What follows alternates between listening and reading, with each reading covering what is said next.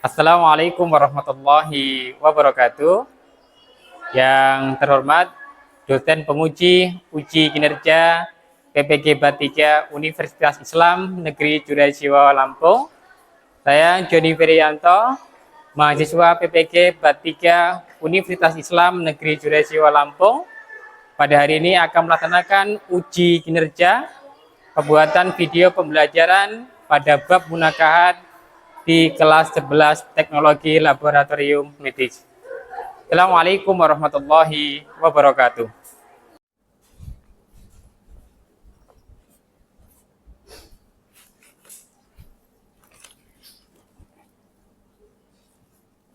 Silakan ketua kelas untuk disiapkan berdoa terlebih dahulu.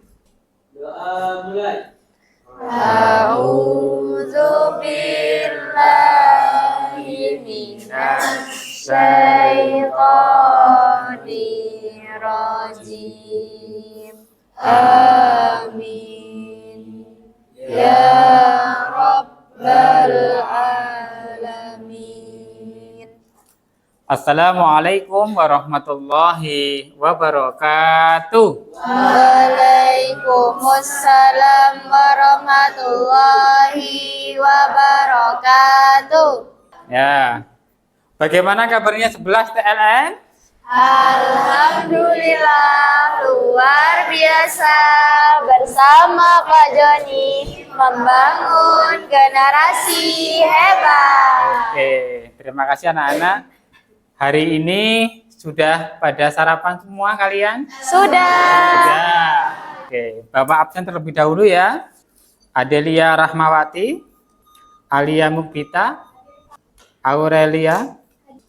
Ya, kita doakan mudah-mudahan kawan kita yang sakit segera diberikan kesehatan ya. Segera sembuh. Amin. Ya. Oke, anak-anak sekalian, pelajaran sekarang apa? Pendidikan Agama Islam. ya. Adalah pelajaran ya yang membangun pribadi kita itu untuk menjadi lebih baik. Materi yang lalu sudah Bapak sampaikan ya. Pelajaran yang lalu kita sudah belajar tentang bagaimana anak-anak sekalian itu menjauhi pergaulan-pergaulan bebas yang dilarang agama.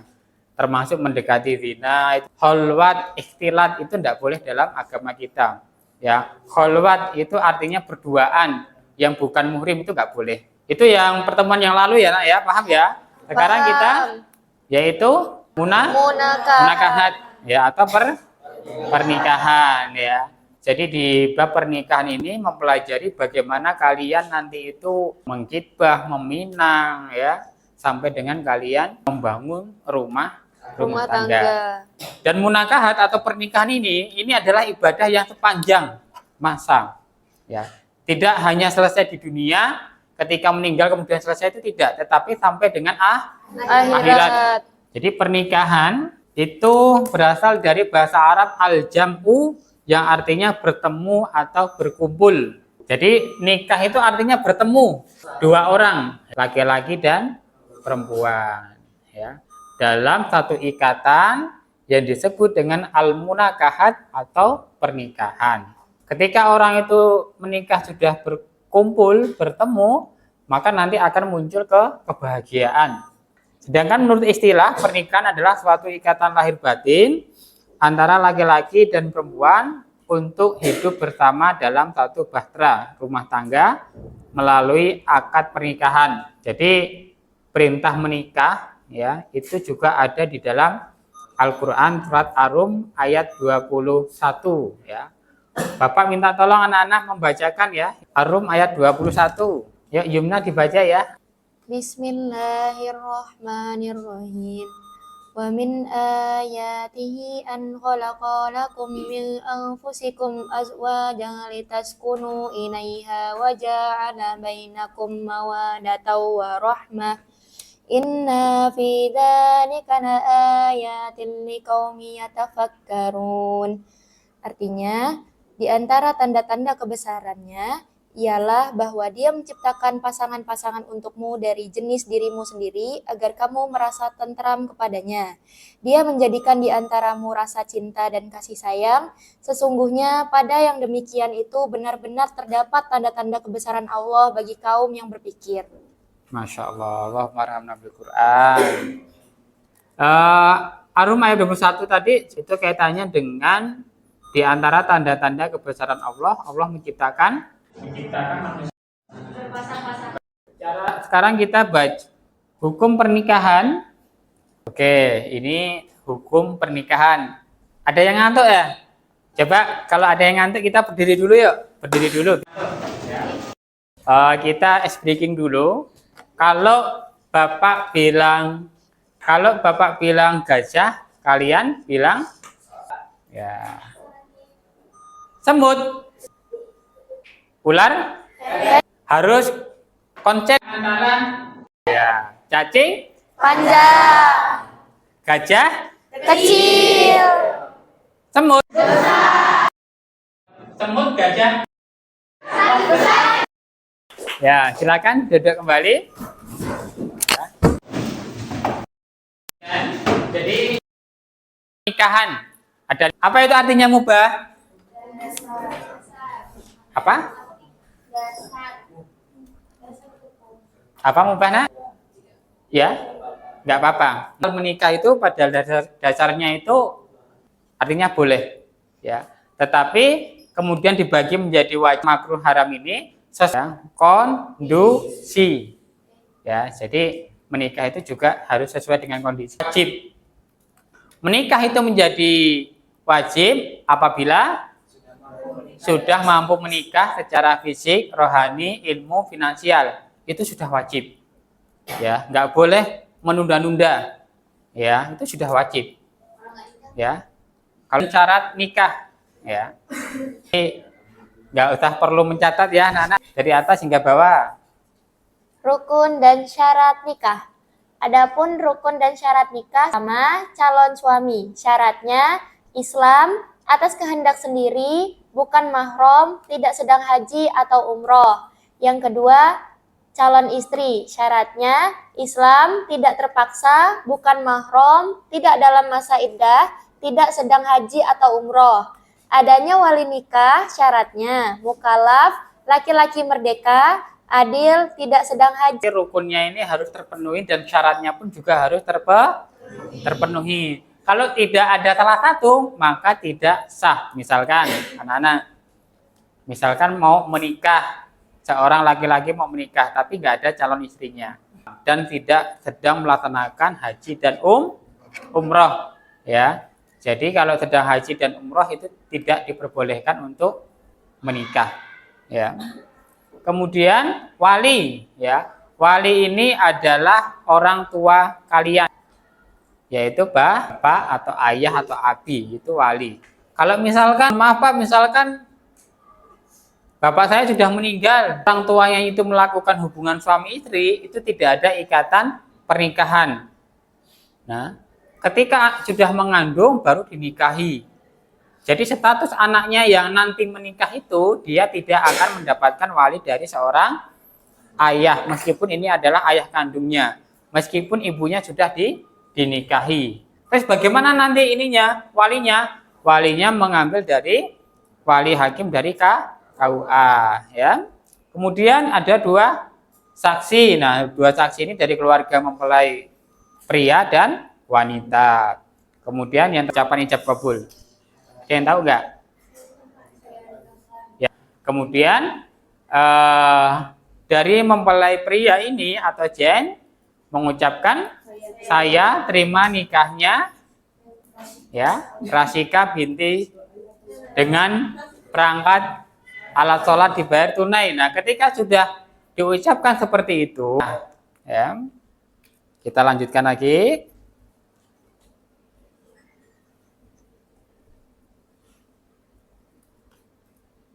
Kita mulai yang suami dulu, ya. Coba dibaca, Nisa, coba Nisa dibaca. Pekerjaan istri dalam mengurus rumah tangga. Hak suami ditaati dalam seluruh perkara kebaikan kecuali maksiat. Dimintai izin jika istri ingin bepergian meninggalkan rumah. Istri tidak boleh puasa sunnah kecuali. Jadi, ya ini suami laki-laki. Anak-anak ya, ada nafkah lahir, ada nafkah batin. Coba ada yang tahu nggak nafkah lahir itu apa? Apanya dengan pemenuhan hajat kita. Itu adalah lahiriah. Ya. Kalian ketika menikah perlu kendaraan, maka ini adalah kebutuhan lahir yang harus dipenuhi oleh seorang suami. Kemudian yang kedua, nafkah yang kedua adalah batin. Apa itu? Niken apa niken? Batin. Ya. Ya, yang itu adalah nafkah batin. Jadi orang menikah itu enggak hanya untuk memenuhi kebutuhan finansialnya, ya kan, kepada istri. Ya. Jadi nanti istri yang mengelola. Tapi kalau istri bekerja, ya, uang istri itu bukan uang suami. Uang suami bukan uang suami. Ya. Uang istri bukan uang suami. Laki-laki bekerja itu ya memang wajib, ya. Kemudian paham ya menggauli ya? Ya, karena sudah paham Bapak lanjutkan saja ya, sampaikan ya. Memimpin keluarga ini tugas suami, mengurus rumah tangga. Jadi bukan mentang-mentang nanti seorang suami itu sudah bekerja dari pagi sampai sore, nggak mau bantuin istrinya di rumah ngepel ya, ngomong anak, kemudian cuci baju, cuci piring, itu bukan. Tapi meskipun sudah memberikan nafkah, ya, seorang suami itu juga harus membantu istrinya, ya. Istrinya nyapu ya dibantu, ya. Istrinya cuci piring yang dibantu. Kemudian istri tidak boleh berpuasa sunnah kecuali dengan izin suami. Jadi nanti anak-anak yang perempuan ketika sudah berkeluarga ini, ketika mau berpuasa sunnah, misalkan Senin Kamis, atau kalian kalau misalkan, kan kalau perempuan itu kan banyak hutang puasa ya. Ya mau mengqadha hutang puasa Ramadan yang tahun lalu itu harus pengetahuan suami. Jangan sampai kalian puasa suami kalian nggak tahu. Kemudian mendapatkan pelayanan terbaik dari istri ya. Nah, sekarang yang istri. Coba dibaca, Alia baca. Mengatur rumah tangga dengan baik, memelihara dan mendidik anak, bersikap hormat, cermat, ridho, dan syukur serta bijaksana pada suami. Patuh dan taat kepada suami itu wajib. Ya, selain itu bukan dalam hal yang maksiat, yang buruk. Hak istri yaitu mendapatkan mahar ya ketika menikah. Kemudian mendapatkan perlakuan yang baik dari suami ya. Kemudian mendapatkan keadilan apabila suami mempunyai istri Lebih dari satu. Lebih dari satu berarti bisa 2, 3, dan 4. Boleh anak-anak? Jadi gini anak-anak sekalian ya, perlu diperhatikan untuk yang perempuan ya. Jadi nanti ketika sudah berkeluarga, seorang anak laki-laki di samping mempunyai kewajiban istri, itu juga orang tuanya itu juga berhak untuk mendapatkan kasih sayang dari anaknya. Oke anak-anak sekalian, sudah Bapak jelaskan terkait dengan hak istri terhadap suami, begitupun suami terhadap istri. Silakan dibagi menjadi kelompok, 5 kelompok, silakan ke depan dibagi. Ya, terserah.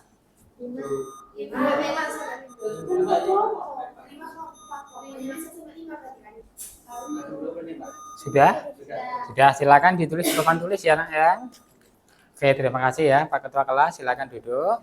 Silakan anak-anak sekalian berkumpul dengan kelompoknya ya. Silakan mencari kelompoknya. Hah? Lo kan ujung 4. Ujung ke sana. Lo apa sih? Di sana. Oke, perintahnya anak-anak sekalian untuk menjelaskan yang kelompok pertama pandangan Islam dalam memilih jodoh ya. Kemudian yang kelompok 2 menjelaskan tentang pernikahan muda. Kelompoknya Rasyika dan kawan-kawan yaitu cara mengatasi konflik dalam pernikahan ya. Silakan. Kemudian yang kelompok 4 kelompoknya Yumna dan kawan-kawan tentang cara menghindari pergaulan bebas. Ya, silakan dikerjakan 15 menit ya.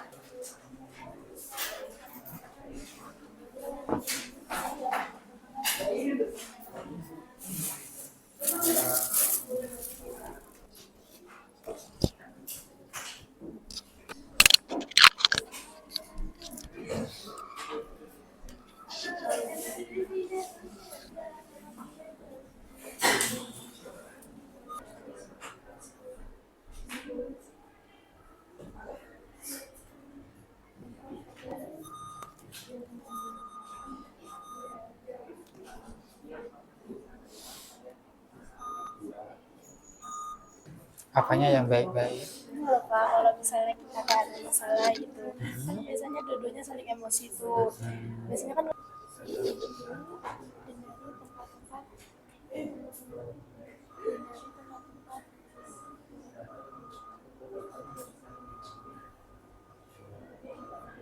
Untuk kelompok yang sudah boleh presentasi dulu ya. Ayo kelompoknya Jen dulu. Silakan ke depan. Jen. Assalamualaikum warahmatullahi wabarakatuh. Di sini saya dengan kelompok 2 ingin mempresentasikan tentang materi yang sudah diberikan tadi. pernikahan mun'ah adalah jenis pernikahan sementara yang pernah dipraktikkan pada awal Islam, di mana seorang laki-laki dan perempuan menikah untuk waktu yang sudah disepakati, dan setelah itu habis. Pernikahan berakhir tanpa talak.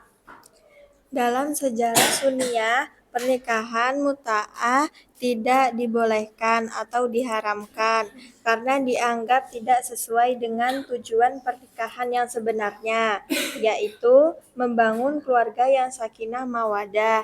Dalam ajaran syariah, sebagian masih dianggap muta'ah boleh. Beberapa aturan tertentunya itu ada, yang pertama ada ijab qabul, yang kedua disebutkan jangka waktunya, lalu yang ketiga disebutkan jumlah maharnya, selanjutnya tidak ada warisan, jika hamil anaknya tetap diakui sebagai anak sah dari ayahnya, lalu yang terakhir setelah masa mut'ah berakhir tidak perlu talak, tapi wanita harus menunggu masa iddah sebelum menikah kembali. Itu tadi materi dari kita. Nah, sekarang kita membuka sesi. Siapa yang ingin bertanya silahkan angkat tangannya. 1, 2, 3. Oke, Firza dulu ya. Silahkan untuk Firza. Ya, oke. Baik, mungkin saya tampung dulu, nanti bahkan dijawab. Oke, selanjutnya, Hari. Perkenalkan, nama saya Fahri Romanani dari kelompok 3. Saya ingin bertanya. Oke, untuk kelompok 3, apakah ada pertanyaan? Oh, kelompok 4 ya. Silahkan. Oke. Terima kasih untuk para pertanyaan.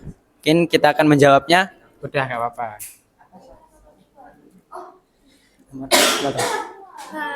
Kira kelompok 1 ini.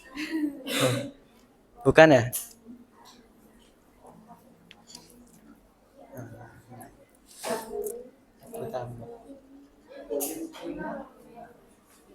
Salah pertanyaan ya. Oke, kelompok 4 bagaimana? Ada pertanyaan? Tidak ada, cukup ya. Ya, saya ucapkan terima kasih untuk para penanya dan penjawab. Mungkin sekian ya, Pak. Dari kelompok 2 pematerinya, semoga ilmu yang kita sampaikan semua bermanfaat. Amin amin ya rabbal alamin. Saya akhiri, nun wal qalam yasturun fastabiqul khairat. Wassalamualaikum warahmatullahi wabarakatuh.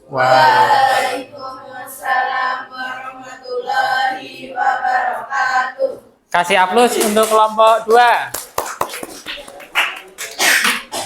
Bersiap-siap kelompok 1 dengan tema pandangan Islam dalam memilih jodoh. Siapa moderatornya?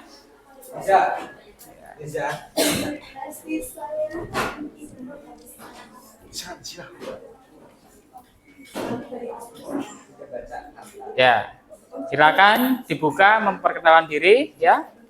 Assalamualaikum warahmatullahi wabarakatuh.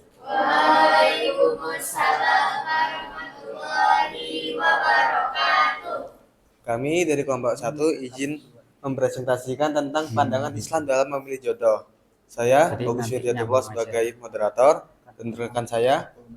Saya Andika Bahari Perdana sebagai pemateri 1. Dan saya Rayu Switaningrum sebagai pemateri 2. Dan saya Farah Zahira dan Reva Julianti sebagai notulen. Berikut materi tentang pandangan Islam dalam memilih jodoh yang akan disampaikan oleh rekan saya. Pandangan Islam dalam memilih jodoh. Kriteria utama memilih jodoh. Yang pertama yaitu agama dan akhlak. Ini adalah landasan utama memilih pasangan yang baik agamanya dan akhlaknya adalah syarat agar pernikahan bahagia dan berkelanjutan.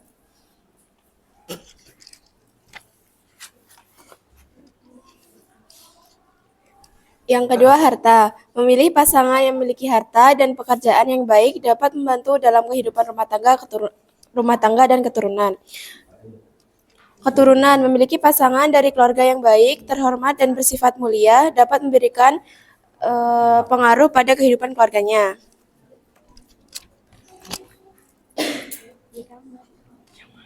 Udah nggak apa-apa, lanjut aja, lanjut. Kecantikan atau ketampanan, rupa yang menarik jika dipertimbangkan namun harus diikuti dengan kecantikan akhlak atau hati.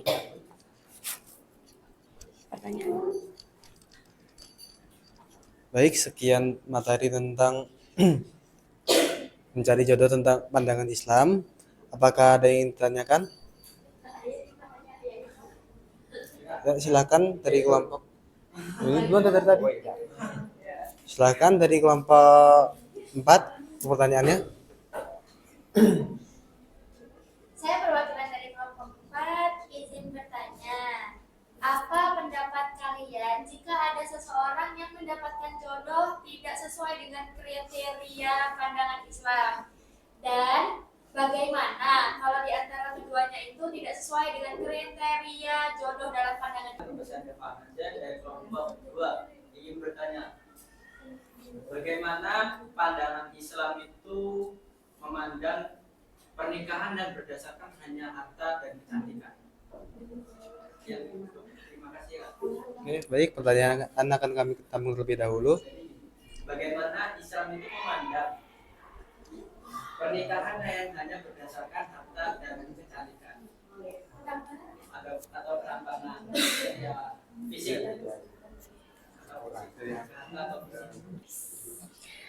Baik, izinkan saya menjawab pertanyaan dari Nabila Yumna. Jika seseorang yang tidak mendapatkan jodoh sesuai kriteria dia atau keinginan dia, yaitu seseorang yang mendapatkan jodoh tidak sesuai dengan kriteria pandangan Islam, sebaiknya menerima dengan sabar, berusaha memahami pasangan, dan menjalin hubungan harmonis.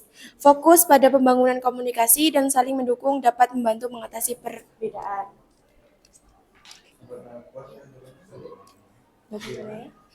Itu. Udah puas? Bagaimana? Ya? Apakah sudah puas? Terus bagaimana kalau di antara keduanya itu tidak sesuai dengan kriteria? Maksudnya di antara keduanya itu sama-sama nggak cocok dengan kriteria. Iya, masing-masing. Seharusnya sebelum menikah itu Sudah ada komunikasi, ada pendekatan. bermusyawarah seperti apa kriterianya gitu. Kalau emang nggak cocok ya berarti salahnya dari pihak sana. Kenapa nggak bermusyawarah? Seharusnya dari awal sudah ada komunikasi gitu loh sebelum menikah. Jangan asal nikah, tahu-tahu nggak cocok kan? Jika nikahnya memakai kecantikan dan Ya, baik. Saya akan menjawab pertanyaan dari Dafa Nancy. Dalam Islam, kecantikan dan ketampanan tidak hanya dilihat dari fisik, tapi juga dari hati dan akhlak. Sifat batin seperti keimanan dan ketakwaan lebih penting daripada penampilan fisik. Nah, untuk harta itu bisa dijelaskan oleh Adika Batin. Enggak.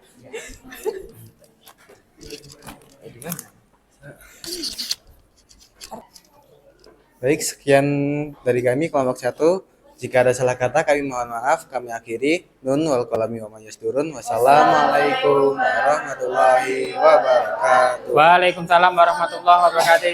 Kasih aplaus. Oke, terima kasih anak-anak semuanya. Sampai di kelompok 1 dan 2, Bapak mengulas kembali ya tentang materi yang sudah dipresentasikan oleh kawan-kawan kalian yang hebat-hebat, yang cerdas-cerdas. Ya, pokoknya tepuk tangan untuk semuanya. Ya, yang pertama yaitu tentang masa idah ya. Masa idah itu adalah masa tunggu untuk perempuan. Masa idah hanya untuk perempuan, laki-laki nggak ada masa idah ya. Masa idah itu berbeda-beda waktunya. Ada yang dia itu masa idah karena cerai mati. Artinya cerai mati itu karena suaminya meninggal dunia. Maka seorang perempuan itu harus menunggu sampai masa idahnya habis baru bisa menikah lagi. Kalau perempuan, kalau cerai mati itu 4 bulan 10 hari masa idahnya. Jadi sebelum sampai dengan waktu itu, seorang perempuan meninggal oleh suaminya itu nggak boleh nikah lagi, ya. Kecuali kalau laki-laki ini kalau yang istrinya itu meninggal tadi pagi, nanti malam menikah pun nggak apa-apa, ya. Ya, karena nggak ada masa idahnya, ya. Karena nggak ada masa idah. Kemudian yang kedua, yaitu adalah masa idah karena cerai hidup atau perceraian karena terjadinya cekcok atau masalah atau konflik. Itu masa idah untuk perempuan itu 3 bulan. Setelah selesai 3 bulan boleh menikah lagi. Kemudian pertanyaan yang berikutnya tadi dari kelompok 4 atau dari Yumna, bagaimana kalau menikah itu salah memilih jodoh, ya? Ya. Oh, jodoh tidak sesuai dengan kriteria. Anak-anak sekalian, jadi ketika kita ini sudah ijab dan kabul, seorang laki-laki sudah mengucapkan ijab dan kabul, itu berarti sudah jodoh yang terbaik dari Allah Subhanahu wa taala. Meskipun itu tidak sesuai dengan kriteria Islam. Ya, sebagaimana Siti Afiyah itu seorang yang alim, seorang yang baik tapi mendapatkan Fir'aun yang sampai akhir hayatnya itu tidak mau beriman kepada Allah. Artinya anak-anak sekalian, dalam agama Islam itu ya yang terbaik itu hanyalah milik Allah, ya. Baik menurut kita belum tentu baik menurut Allah. Artinya ketika kita tidak diberikan jodoh sesuai dengan kriteria, mungkin di situ ada nilai-nilai pahala untuk kita. Mungkin kita lebih bersabar lagi untuk menghadapi suami kita atau lebih bersabar lagi untuk mendidiknya, untuk sama-sama belajarnya gitu. Jadi semuanya itu ketika sudah terjalin ijab dan kabul itu yang terbaik dari Allah, ya. Jadi tidak perlu disesali. Kalaupun nanti itu ingin bercerai, ya, perceraian itu memang diperbolehkan dalam Islam, tetapi itu dibenci oleh agama. Itu ya anak-anak, ya, paham ya? Jadi kita cukupkan sampai kelompok 1 dan 2. Untuk kelompok 3 dan 4 kita lanjutkan minggu depan, ya. Jadi Bapak simpulkan bahwa pertemuan hari ini kita membahas tentang pernikahan yang sejatinya nanti kalian akan merasakan semuanya untuk membangun rumah tangga. Dan kunci dalam berumah tangga itu antaranya adalah dengan ilmu, ya, dengan ilmu agama. Maka kriteria dalam memilih jodoh yang pertama itu yang tidak perlu dilupakan adalah karena agamanya itu yang paling terbaik. Di samping itu adalah karena parasnya, karena hartanya, karena keturunannya. Itu cukup ya Nana ya dari Bapak ya. Ya, nanti kita lanjutkan pertemuan depan dengan presentasi kelompok 3 dan 4 ya. Tetap dalam posisi kelompoknya, nggak usah berpindah ya. Bapak sebelum akhiri, Bapak berpesan kepada anak-anak semuanya, tetap jaga kesehatan ya. Jaga kesehatan, jangan terlalu banyak begadang, jangan terlalu banyak megang HP ya. Tapi coba kalian megang Al-Qur'an ya. Setiap sholat atau setiap malam membaca Al-Qur'an atau tilawah sehingga bisa menambah pahala untuk kalian ya. Dan tidak kalah pentingnya juga anak-anak sekalian untuk selalu meminta doa kepada kedua orang tua agar diberikan ilmu yang bermanfaat ya. Cukup sekian dari Bapak. Apabila ada salahnya Bapak mohon maaf, apabila ada benarnya mari kita amalkan, dan kepada Allah astagfirullah. Mari kita tutup dengan membaca lafaz hamdalah alhamdulillahirabbil alamin. Bapak akhiri, assalamualaikum warahmatullahi wabarakatuh.